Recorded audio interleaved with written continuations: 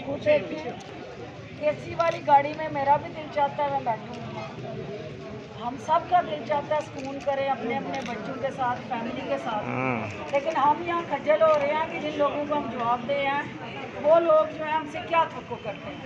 तो अफसरशाही की कारस्तानियाँ ये हुकूमत भुगत रही है। आप पीछे पीछे छुप रहे हैं, आप फेस करें आगे। ये बताएं, ये देखें ना, ये क्या है? गर्मी से हो गया नहीं, क्या गर्मी से हो गया? इसको रिप्लेस करें, इमीडिएटली रिप्लेस करें। आपकी ये ड्यूटी है, आपके स्टाफ की ड्यूटी है कि जितना थर्ड क्लास फूड है यहाँ से उठवाएं। मैं ये भी गवर्नमेंट ने लगाया ना, इसमें ये लोगों के लुटेरों के हाथों लोगों को छोड़ दूँ कि गवर्नमेंट यहाँ पे भी जवाब दे। तो आपका फर्ज है, आप तनख्वाह इस चीज़ की लेती हैं, मैं तनख्वाह इस चीज़ की नहीं लेती हूँ। आप लेती हैं कि यहाँ देखें क्या गलत हो रहा है।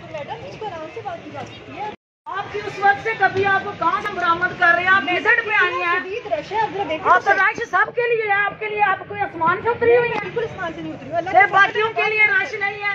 आपको ज्यादा जान अजीज है, उनकी जान है, आपकी हरकतें ही नहीं है ऐसी वाली।